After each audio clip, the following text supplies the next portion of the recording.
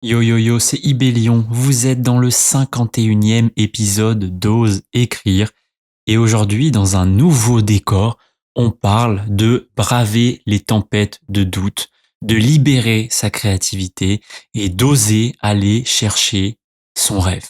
Je vous souhaite une très bonne écoute et je vous dis à très vite. Moi, c'est Sam, Ibélion de mon nom de plume.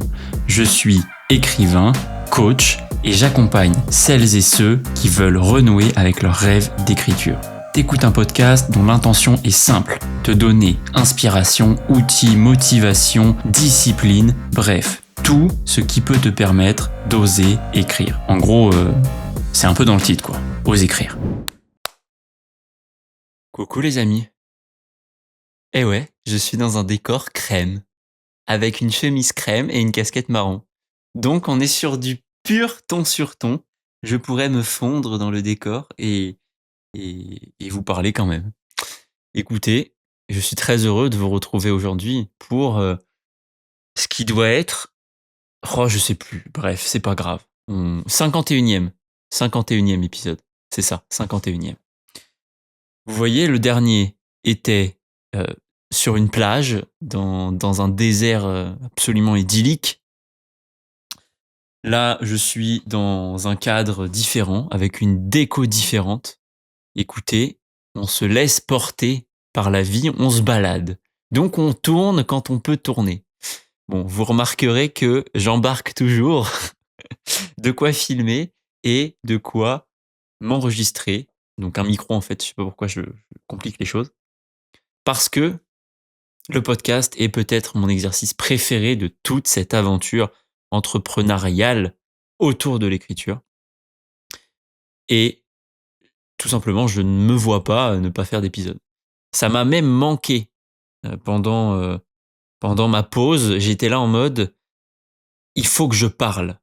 J'ai des trucs à dire. Il faut que je parle. Le malade. Vraiment, j'étais trop habitué à me parler tout seul. Donc, à chaque fois que j'enregistre un épisode dans un cadre différent, Voltaire n'est pas très loin. Là, vous ne le voyez pas, mais il est sur le tapis en train de faire des conneries. Donc, il se roule par terre avec son bout de bois, là. Écoutez, je vais essayer de ne pas être trop déconcentré par ce qu'il fait, mais on verra bien. On verra bien. Aujourd'hui, je pourrais vous parler de plein de choses. Je pourrais aussi vous dire que ça sera un épisode rapide. Je ne tomberai pas dans ce piège, c'est terminé. Je vais me laisser porter par l'énergie de l'épisode et quand on estimera, enfin en tout cas quand j'estimerai, parce que vous pouvez pas me répondre, quand j'estimerai qu'on aura balayé suffisamment de choses intéressantes pour vous, futurs écrivains et écrivaines, eh bien on s'arrêtera. Et j'irai manger parce qu'il est 11 heures, donc après, c'est repas. Et si vous voulez tout savoir, j'ai acheté des gnocchis, voilà, que je vais cuire dans du beurre pour que ça soit délicieux. Voilà, voilà. Bon, j'ai pas encore... Si, j'en ai déjà fait. Est-ce que j'en ai déjà fait? Je crois. Là, j'avoue que j'ai la flemme de faire mes gnocchis moi-même. Mais écoutez, parfois c'est bien des trucs un peu rapides. Pourquoi c'est bien des trucs un peu rapides? Parce qu'il est vrai que depuis le retour de vacances, ça a été la course, la course. Alors, j'avais pas totalement déconnecté. Typiquement, je suivais les coachings, je répondais aux coachés quand ils avaient besoin, je suivais aussi leur avancement, etc. J'ai aussi quand même euh, fait un peu de routine Insta, quand même aller voir ce que font les amis et les collègues. J'ai aussi beaucoup lu et ça, c'était un vrai plaisir. Ça m'avait beaucoup manqué. J'ai lu Martin Eden, j'ai lu un livre qui s'appelait euh, le sel de la vie, ce qui fait le sel de la vie, je sais plus. J'en parlerai de ce livre qui m'a touché, j'en parlerai juste après.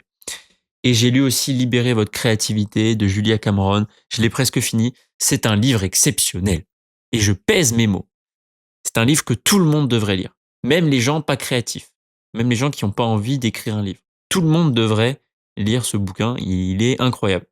Il m'a tellement nourri, il a tellement réveillé des petites lumières en moi. Il a abordé des sujets que j'avais déjà identifiés dans mon métier, mais il les a renforcés, tu vois. Il a donné de nouvelles clés de lecture, il a amené de nouvelles compréhensions, de nouvelles citations aussi. tu vois, des punchlines bien énergiques que j'aime bien récupérer et après inconsciemment, j'en fais ma sauce et hop, j'en partage de nouvelles. Mais c'était vraiment un super bouquin. Le retour de cette pause-là a donc été un petit peu compliqué. Je vais pas mentir, j'ai eu une phase, mais une phase de de je sais pas, je pourrais pas dire de déprime, pas de crise existentielle non plus, mais peut-être un peu un vent de panique. Tu vois, où tu te dis, en fait, tu fais la liste de tout ce que tu dois faire, et là, tu fais, OK, j'ai mis tout ça, mais c'est impossible que ça tienne aujourd'hui. C'est même impossible que ça tienne cette semaine. Et tout est important en vérité.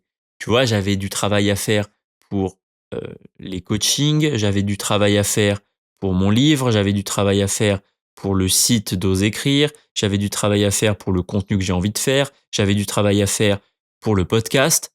Tout est important. Et là, tout paraît est un espèce d'effet vertigo. Je sais pas si vous voyez, si je dis pas de bêtises, hein, mais c'est cet effet cinématographique où t'as l'impression d'être aspiré. Tu vois, je crois que ce qu'ils font, c'est ils reculent avec la caméra et ils zooment en même temps ou l'inverse, je sais plus. Bref, cette sensation-là, j'ai eu cette sensation-là de moi devant une montagne et donc la montagne qui se rapproche et qui grossit, tu vois. Et tu te dis putain, mais jamais je m'en sortirai. Et et là, il y a deux choses qui sont passées. La première que c'est pas la première panique comme ça que je vis, ça sera pas la dernière. Donc, je commence à me connaître et à savoir comment je fonctionne. Et la deuxième, c'est que j'ai été entouré. Et donc, ça m'a aidé. Tu vois, j'en ai parlé avec la personne avec qui j'étais à ce moment-là. Ça fait du bien d'en parler. Et à la fin, avec en plus ce que je savais, je suis arrivé assez vite à la conclusion qu'en fait, là, il fallait prioriser. Il fallait dire, OK, Sam, c'est quoi ton vrai rêve? C'est quoi ton vrai objectif cette année? Bon, OK, c'est l'accompagnement, ose écrire. Donc le plus important, commence par faire ça, les coachings. Ensuite, tout le travail autour de ose écrire. Tu verras ton bouquin, tu verras les contenus plus tard. Et faire ça, ça m'a permis de reprendre le lendemain, parce qu'après j'ai coupé, hein. Crise existentielle le samedi matin, on travaille pas le samedi après-midi, tu vois. Il y a un moment, faut faire une pause. Donc, je coupe, incroyable, bonne déconnexion. Je reviens dimanche chargé à bloc, dimanche, lundi, mardi, laisse tomber, les journées que j'ai enchaînées, c'était incroyable. Et ça, quelque part, c'est toujours, et c'est quelque chose qu'on vit aussi quand on écrit un livre. Oui, Voltaire, lèche-moi les doigts. C'est aussi quelque chose qu'on vit quand on écrit un livre, c'est vent de panique. Et c'est pour ça que je répète toujours, OK, la triple intention, l'intention personnelle, l'intention qu'on a avec le livre, l'intention qu'on a avec le lectorat. Parce que c'est cette connexion à ce qui est vraiment important pour nous qui répond à nos questions quand on est en vent de panique. Et quand on est dans la panique d'un chapitre où on se dit putain mais j'arriverai jamais à l'écrire, j'arriverai jamais à l'écrire, et en plus je sais plus, est-ce qu'il faut que je fasse ci, est-ce qu'il faut que je fasse ça, hop, petite pause, prise de recul, on se reconnecte à nos intentions personnelles, et là on se dit ok, mon rêve c'est d'écrire un livre, très bien, et de l'écrire pour moi. Mon intention avec ce livre c'est de parler de tel thème. Ah oui, ok, au regard de ce thème, qu'est-ce que je peux dire de la situation dans laquelle je suis? Vous voyez, après, là, je suis déjà en posture de coach avec des questions de coach. Vous voyez comment on peut tirer le fil. Mais c'est comme ça qu'on se reconnecte à la réalité et qu'on arrive à passer ces vents de panique. Parce que il n'y a pas pire que de penser qu'il n'y aura pas de vents de panique. Il y aura des vents de panique. Comme le fait de penser que pour écrire un livre, faut pas travailler. Bah, bien sûr que si, il faut travailler. Pas de méthode secrète avec ChatGPT ou quelqu'un qui écrit pour vous. Le livre que vous avez envie d'écrire, il y a que vous qui pouvez l'écrire. J'allais dire, c'est à vous de l'écrire, mais c'est au-delà de ça. C'est si vous l'écrivez pas, personne ne le fera. Je le répète souvent, mais c'est extrêmement important. Voilà. Donc, les vents de panique arrivent et on résiste. Au début, les premiers vents de panique qu'on prend, bah, parfois, on est un peu une fougère, quoi. On est vraiment ballotté. Et puis, plus le temps passe, plus on s'affermit. Et à la fin, on devient un véritable baobab et on bouge plus quand on est en pleine tempête. Alors, j'espère que c'est vrai et que les baobabs sont pas des arbres extrêmement fragiles aux tempêtes. Mais je ne sais pas. Je ne maîtrise pas encore bien les baobabs. Petite gorgée de café.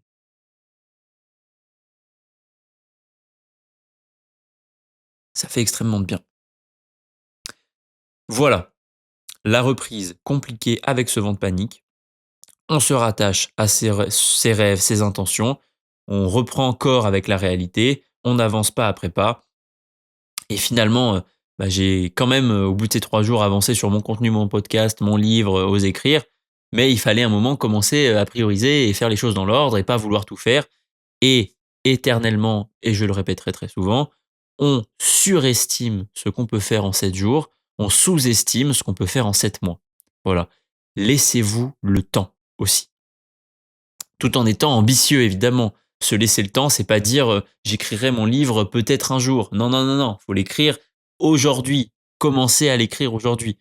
Faut accepter par contre, il ne sera pas fini d'être écrit ce soir. Parce que ça, c'est parfaitement utopiste et simplement décourageant. Et c'est ce qui te pousse à abandonner. Ça fait partie de tous les cercles vicieux des écrivains. D'ailleurs, il y a quelque temps, j'avais dit que je ferais des posts sur les cercles vicieux des écrivains. Oui, je sais. Ça rentre dans la case contenu que j'ai pas encore fait et que j'ai envie de faire. Parce que ça me touche beaucoup. Je trouve que ça rattache vraiment à ce qui parfois est un vrai challenge pour nous, écrivains et écrivaines, les cercles vicieux dans lesquels on peut s'enfermer. L'intérêt de ces posts seront de vous partager aussi quelques tips pour peut-être en sortir. Des questions coaching, hein, toujours, je vais pas mentir. Je vais pas mentir et vous dire que le coaching n'est pas bien. Les questions coaching sont extrêmement pertinentes pour sortir de tous ces cercles vicieux parce que, à force, je remarque quand même que dans les sujets coaching qui sont amenés, très souvent, on se rattache à un de ces cercles et les questions ne sont jamais les mêmes parce que le coaching est une discipline dans l'écoute active. Pour servir au mieux le coaché que j'aurai en face de moi, je suis toujours dans l'écoute et mon objectif est toujours de poser la question pertinente au moment T. Donc, il n'y a pas de questions secrètes. Par contre, je peux vous donner quand même quelques questions qui peuvent vous aider et vous permettre de vous questionner. Même si l'auto-coaching, ça n'existe pas vraiment. Même moi qui suis coach, je m'auto-coache pas. Je suis un mauvais coach quand j'essaie de m'auto-coacher parce qu'il y a des questions que j'ose pas me poser. Toujours très inconscient, mais j'ose pas vraiment me les poser. Mais un coach qui serait en face de moi, il osera me les poser. Il osera aller là où ça gratte, là où j'ai pas envie de mettre mon pied parce que je sais qu'il y a des orties ou que je sais qu'il y a un petit caillou. Et pourquoi je disais tout ça? Oui, c'est quand même intéressant d'avoir des petites questions à se rattacher. Et dans le coaching, ce qui est important, c'est l'écoute active et l'intention du coach, c'est-à-dire d'aider la personne qu'il a en face de lui à résoudre le sujet avec lequel il vient au jour J. Ça, c'est ton intention. Quand tu as cette intention en tête très claire et que ton objectif, c'est de poser la question dans une écoute active, là, tu trouves les bonnes questions, les questions puissantes, celles qui font bouger les choses. Ce mot de puissance, il est important. Il est important. C'est vraiment quelque chose d'efficace, tu vois, de paf, tu te sens grandir, tu te sens, je parle du coaché, hein, pas de moi, mais voilà, tu sens que le coaché s'autorise cette puissance, se permet cette connexion à cette puissance qu'il a en lui, qu'il ne voyait pas forcément. Voilà. D'ailleurs, je suis très content parce que au moment de la reprise, j'ai quand même eu une séance de coaching qui était vraiment géniale. J'en ai une autre aujourd'hui. Bref, le coaching, j'adore ça, c'est génial. Voilà. Et c'est tout ce que j'ai à dire. J'adore ce métier. J'adore ce métier. J'adore ce métier.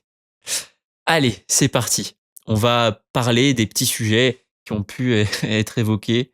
Euh, euh, bon, alors la première, qui est quand même un, un truc assez rigolo, j'étais dans un endroit où c'était très sauvage, très nature, très route, très camping. J'adore. J'adore. Il n'y a pas mieux comme des connexions.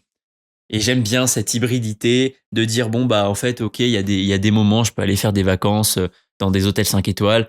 J'exagère, hein, j'ai jamais mis les pieds dans un hôtel 5 étoiles. Mais vous voyez ce que je veux dire, des trucs très confortables, machin, etc. Ou des vacances très routes, tu vois, où t'es là, plus en mode camping, t'es un peu dans la nature, au contact des animaux, enfin, bref, c'est trop bien. De l'environnement, tout ça. Là, on était vraiment dans ça. Et à tel point qu'il y avait beaucoup d'animaux, il y avait beaucoup de règne animal autour de nous. Il y avait des chiens, il y avait des poules, il y avait des sangliers, il y avait des renards, il y avait les mouches, il y avait les moustiques, les guêpes, tout ça, tu vois. Les souris, les loirs, les belettes, bref.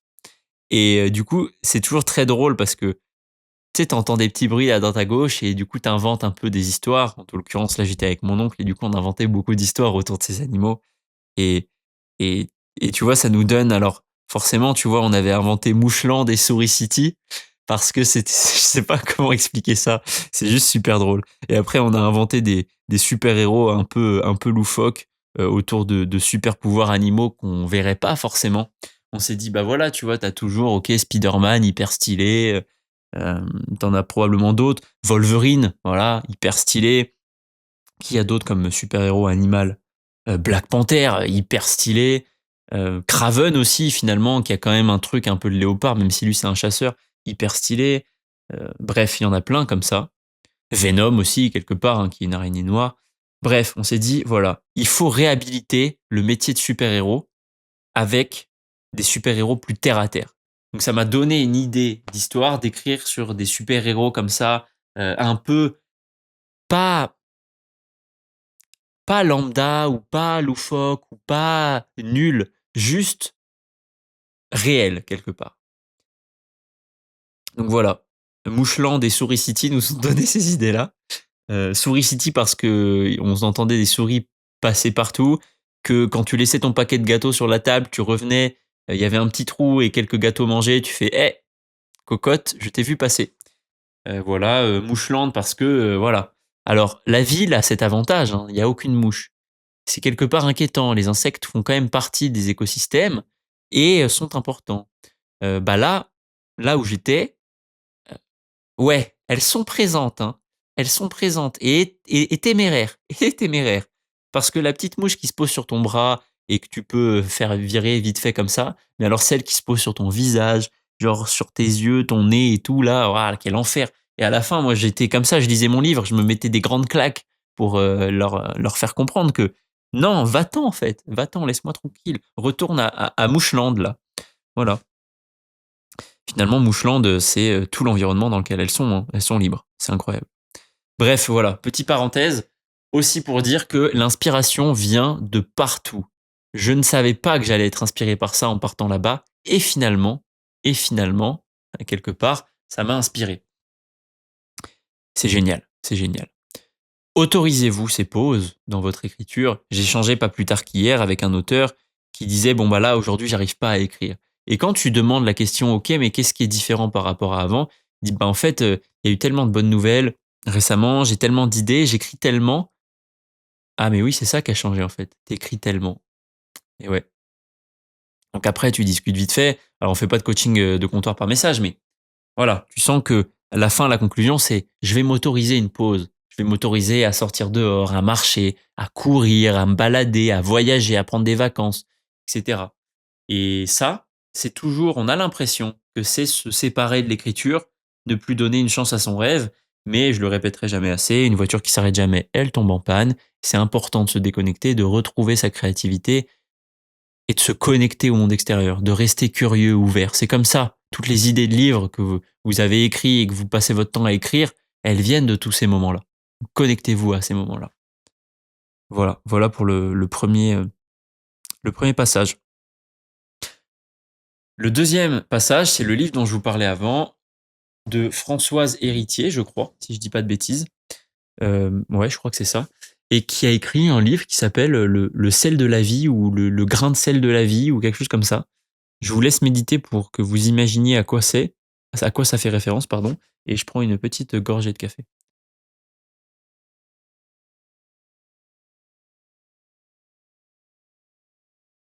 Ça fait du bien.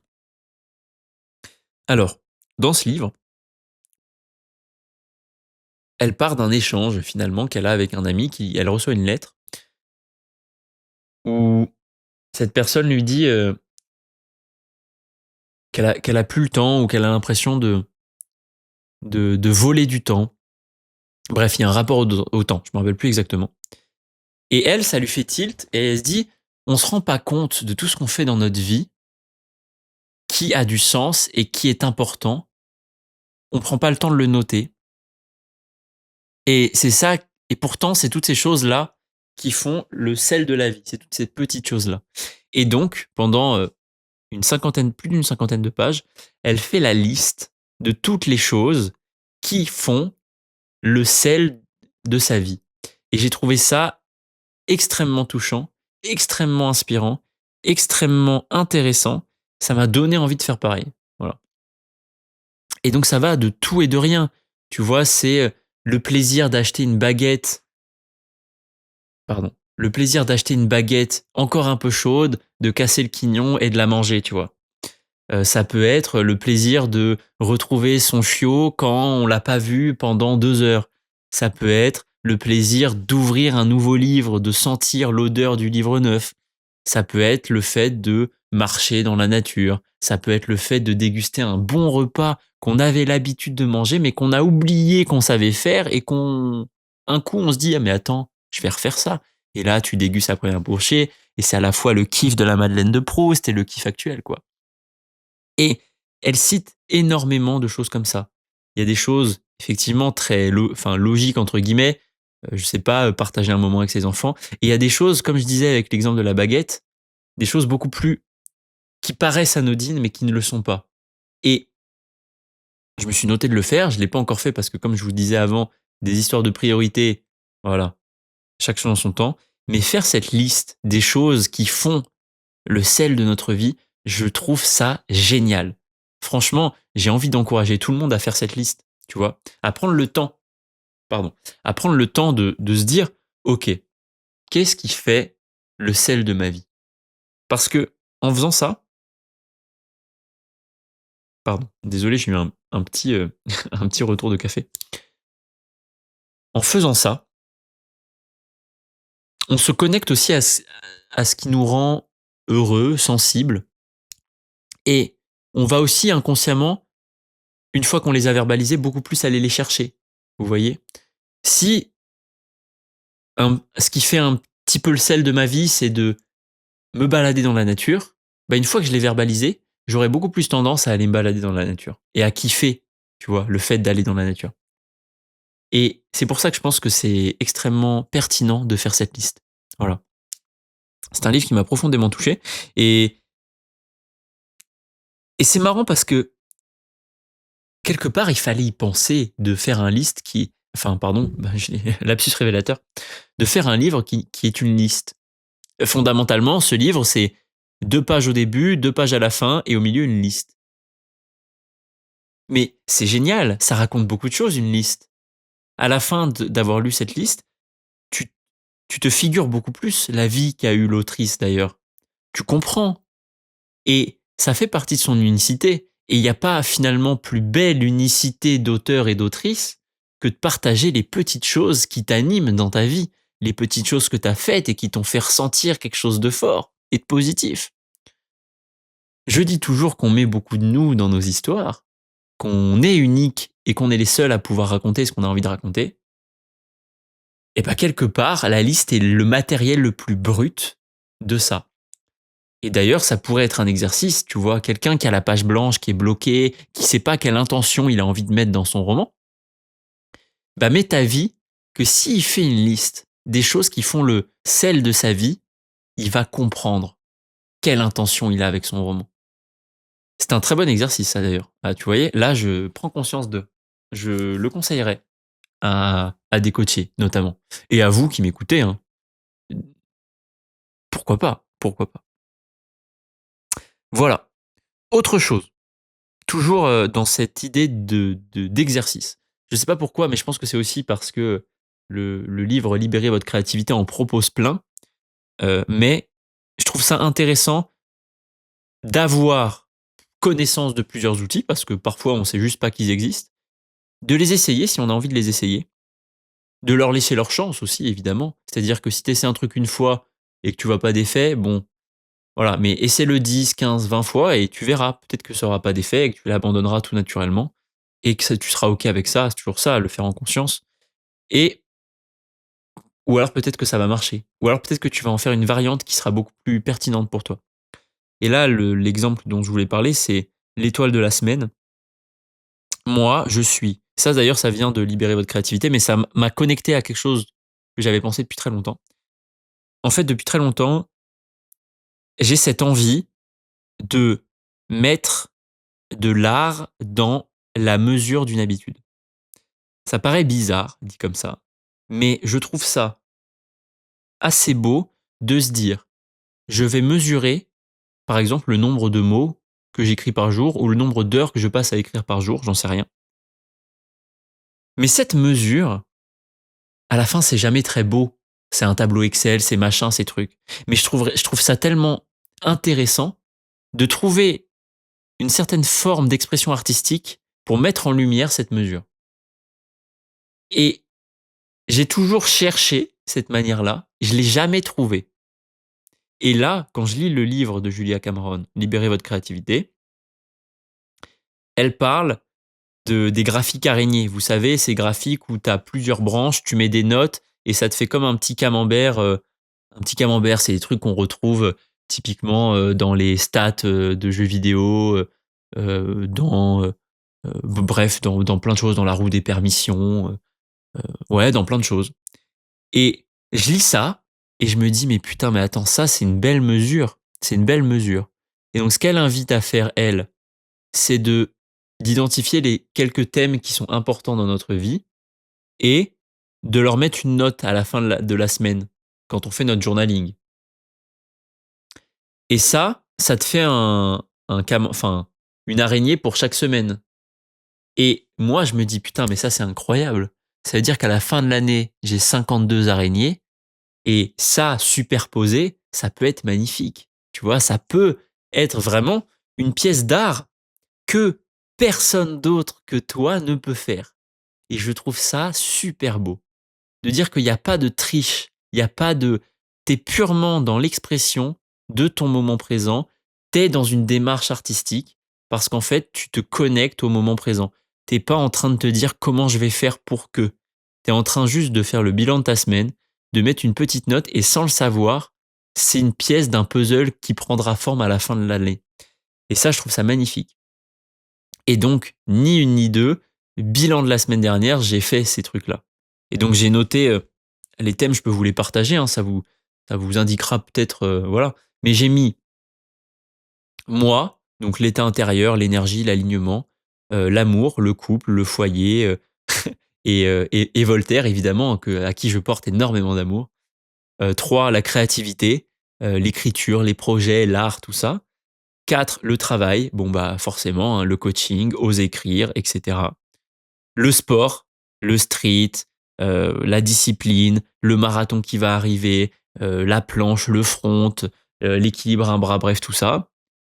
Les relations, donc là, hors amour évidemment, donc amis, famille, réseau, lien social, tout ça, tu vois. Les finances, le rapport à l'argent, etc. Et la spiritualité et le sens. Donc un truc plus introspectif, plus ok, est-ce que je me sens vraiment, je sais pas, connecté à peut-être la version la plus inconsciente de moi qui sait exactement ce qu'il faut qu'elle fasse dans la vie, tu vois. Et j'avais jamais pris le temps d'essayer de mettre des notes sur ça. Alors, je fais un petit disclaimer parce que je crois que j'en ai déjà parlé, mais toutes ces idées de mesure sont très personnelles. Je suis quelqu'un, malgré que je sois très instinctif et très dans le corps quelquefois, j'ai quand même grandi toute ma vie orienté tête, donc orienté mesure, monde de l'ingénierie, rationnel, etc. Donc, avec moi, la mesure chiffrée, la progression linéaire mesurable, très palpable, très rationnelle fonctionne bien. C'est pour ça que j'arrive à la fin de la semaine, mettre une note sur 10 à ce que j'ai ressenti au niveau du sport. Tu vas dire, bon, bah, cette semaine, c'était un peu une semaine genre mid, allez, je lui mets 6, tu vois. Mais peut-être que vous, comme d'autres personnes, ne sont pas sensibles à ces mesures de tête. Et il faut s'autoriser à aller mettre des mesures qui nous parlent, des mesures de corps ou des mesures de cœur. Euh, une mesure de cœur très rapportée à l'émotion, une mesure de corps très instinctive, un truc de je sais, tu vois. Et quelque part, moi, je relie les deux, tu vois, tête et corps. Je réponds spontanément. C'est-à-dire que je lis moi cette semaine, enfin thème moi et ma personne. Instinctivement, j'ai envie de mettre 8, je mets 8. Voilà. Quelqu'un de purement tête, il dirait ok, alors lundi, il y a eu ça. Là, c'était plutôt un 5 parce que j'ai fait ci, j'ai fait ça, j'ai fait ci, j'ai fait ça. Ok, mardi, pareil. Après, on fait une moyenne pondérée, on coefficientise en fonction des jours et des heures travaillées. Et là, tu as une note parfaitement objective, rationnelle, parfaitement tête de ta semaine. Chacun trouve midi à sa porte. Et là, en vous parlant, je me rends compte que j'ai un fonctionnement un peu hybride entre la tête et le cœur. Et la tête et le cœur-corps. Voilà. Voilà, donc je vous invite à essayer ce genre d'exercice. Euh, c'est quelque chose qui revient assez régulièrement en coaching parce que moi, j'invite toujours mes coachés à se féliciter, à faire leur bilan de semaine, etc., etc. Je donne forcément un cadre, une trame, etc., etc. Mais chacun trouve midi à sa porte. Chacun réussit à récupérer l'outil qui lui parle. Et j'aimerais beaucoup à l'avenir avoir une sorte, tu vois, de base de données, d'outils comme ça, adaptables en fonction de ce que la personne a envie de partager, enfin de se partager en tout cas. Voilà. Voilà pour cette parenthèse sur les outils et ce qu'on peut faire pour sentir qu'on progresse. Parce que dans l'écriture, c'est important. Comme je disais, on fait le lien avec le début du podcast. Il y a beaucoup de doutes. Donc, c'est important pour ces moments de doute d'avoir de la matière dont on peut se rappeler quand ça va pas pour aller mieux et se dire ok, j'atteste du chemin parcouru, je me rends compte qu'en fait j'en ai déjà fait beaucoup et que ce qui compte c'est le petit pas d'aujourd'hui. Voilà. Ensuite, un autre thème qui m'a beaucoup touché, mais d'abord, si je dis le thème, la chance provoquée et le rapport avec la radioactivité. Gorgée de café, après je vous raconte le parallèle.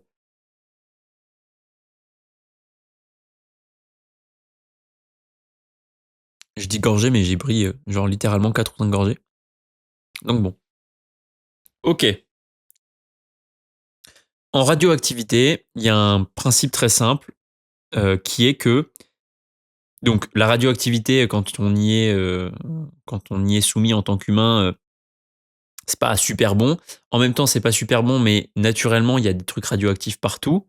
Prendre un avion, tu prends des radiations. Euh, vivre dans un sous-sol en Bretagne, tu prends des radiations. Bref, vous pouvez aller voir, manger des bananes, tu prends des radiations. Il y a même une échelle de mesure radioactive, de radioactivité en banane. Vous pouvez aller voir, c'est très marrant. On se rend pas compte. On, quand on n'est pas dans le monde du nucléaire, ça a été mon monde quand même pendant quasiment 10 ans, en comptant les études et le boulot. Donc, moi, je suis sensible à ça, mais je me rends compte que on n'a pas tous la même appétence. Je pouvais aller voir, c'est très marrant de se rendre compte qu'en fait, des choses radioactives autour de nous, il y en a plein, que c'est pas le danger forcément qu'on croit, même s'il y a du danger, et c'est à ça que je veux venir. On mesure les effets des dangers radioactifs. Enfin, en tout cas, quand on fait de la radioprotection et donc quand on mesure ce qu'on va prendre pour savoir quel moyen de prévention enfin prévention, surveillance, limitation des conséquences, on va mettre en place. On a deux choses. On a les effets déterministes, c'est-à-dire qu'ils disent après telle dose, il t'arrivera telle chose. Et ça, c'est pas peut-être de je sais pas quoi, c'est 100% telle dose, tel effet. Première échelle, l'échelle déterministe. La deuxième chose, c'est tout ce qui est stochastique, en fait, probable ou pas. C'est-à-dire que tu prends telle dose, tu as une probabilité non nulle et non certaine que tel symptôme, tel truc t'arrive. Et, et donc, c'est intéressant. C'est-à-dire que une exposition à même une petite exposition peut, avec les effets stochastiques, te déclencher quelque chose. Et par contre, ce qui est sûr, c'est qu'une exposition répétée qui à force fait que, là, t'amènera forcément des effets déterministes. Donc il y a ces deux penchants. Et, et là, le parallèle avec la chance est magnifique et magique. Quand on parle de chance, pardon, quand on parle de chance, on a toujours l'aspect stochastique en tête. On pense au coup de poker. On pense au mec qui envoie un manuscrit dans sa vie à Gallimard, qui est prix Nobel, prix Goncourt, bref, tous les Pulitzer, tout, il a tous les prix. Il a envoyé un seul manuscrit et il avait même pas mis en page son truc. Enfin bref, voilà. Vous voyez, coup de poker, ça marche, banco. C'est vrai, c'est vrai. C'est vrai que la chance a des effets stochastiques. Euh, c'est vrai. Et il faut le savoir. Et quand ça nous arrive, parce que parfois ça nous arrive, ne nous lapidons pas, acceptons-le et profitons-en. Voilà. Parce que des gens qui ne l'ont pas auraient été très contents de l'avoir et en auraient profité. Donc ne nous sentons pas coupables d'avoir eu de la chance. Profitons-en. Voilà. Et derrière tout ça, il y a aussi les effets déterministes. Je m'explique. Si tous les jours j'écris et que dès que j'ai fini un manuscrit, je l'envoie dans une maison d'édition et que dès que j'ai un retour, qu'il soit positif ou négatif, j'améliore mon process dans une démarche d'amélioration continue et que je continue à écrire du coup de mieux en mieux et que je renvoie un manuscrit, etc., etc., etc., etc., etc., et que je fais ça pendant un mois, 2 mois, 10 mois, 12 mois, 1 an, 2 ans, 3 ans, 10 ans, 15 ans, 50 ans, et bah mécaniquement, le coup de poker dont je parlais avant, avec Gallimard, prix Nobel, tout ça, bah il a beaucoup plus de chances d'arriver. Et c'est là qu'on vient toucher à l'espèce de chance déterministe, de chance provoquée. L'alignement qu'on a avec nous et nos passions et notre amour permet d'aller chercher cette chance provoquée. C'est pour ça que quand on entreprend des choses, c'est toujours, à mon sens, essentiel d'en avoir l'amour profond. Voilà. Quelqu'un qui me dirait j'ai envie d'écrire un livre parce que j'ai envie de gagner de l'argent vite, je dirais frérot, ça va être trop compliqué pour toi et j'ai pas envie de t'accompagner, tu vois. Parce que, à mon sens, c'est être décorrélé de la réalité en fait. Il y a une dissonance. Il y a une dissonance. Euh, Embrasse le processus d'écriture. Kiffe-le et tu verras ce qui peut se passer. Mais t'as aucune certitude d'être publié par une grande maison d'édition et de faire un best-seller.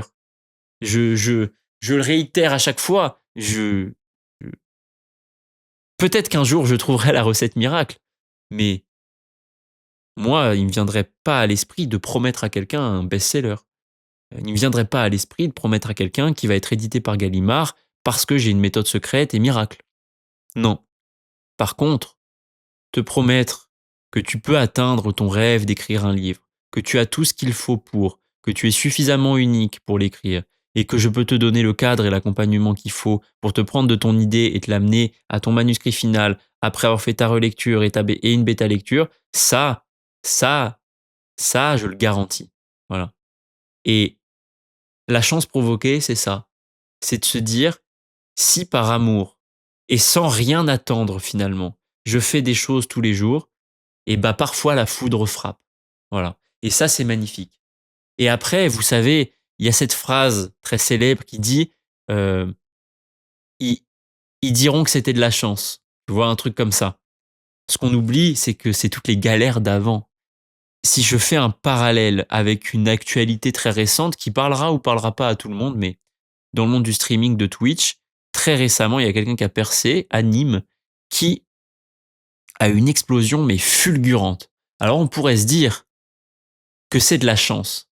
Mais en vérité, quand tu vois la palanquée de vidéos et de temps qu'il a passé avant à pas faire de vues, à machin, à truc, tu te dis, quelque part, cette chance, il est allé la provoquer. Alors il a une ascension tellement stratosphérique que, évidemment qu'il y a quand même un peu de hasard, de chance, de coup de poker là-dedans.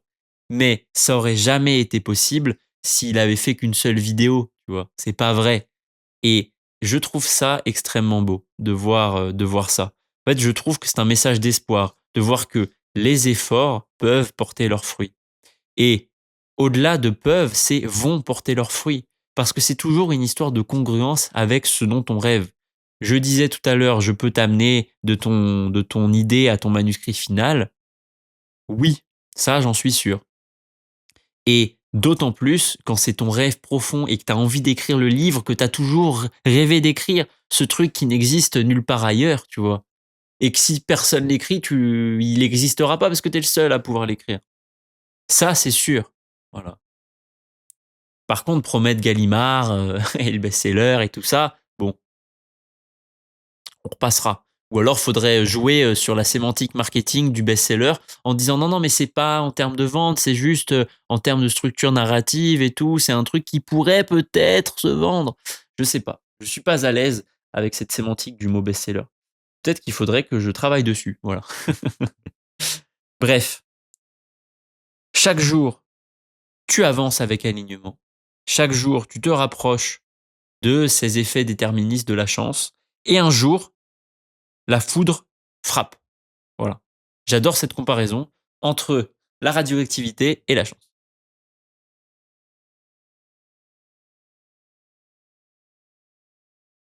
Qu'est-ce que ça vous évoque? Qu'est-ce que ça vous évoque? Moi, je pense que c'est incroyable. Alors, je vois que ça fait déjà 40 minutes que je parle. Là, j'ai un sujet qui est énorme, donc j'en parlerai plus tard.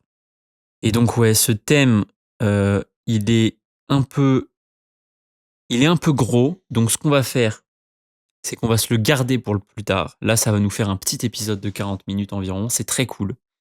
Écoutez, pour conclure, je dirais, allez provoquer votre chance en faisant ce qui vous passionne avec amour tous les jours ou en fonction de votre juste niveau de structure et d'organisation. Mais surtout, aimez-le. Voilà. Bref, on parlait d'écriture, donc je vais le rattacher à l'écriture.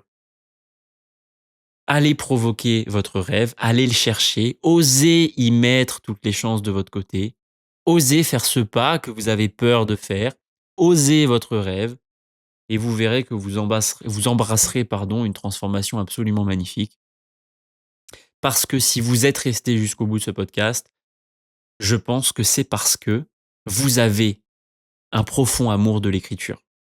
Osez écrire. Je vous fais des bisous et je vous dis à très vite.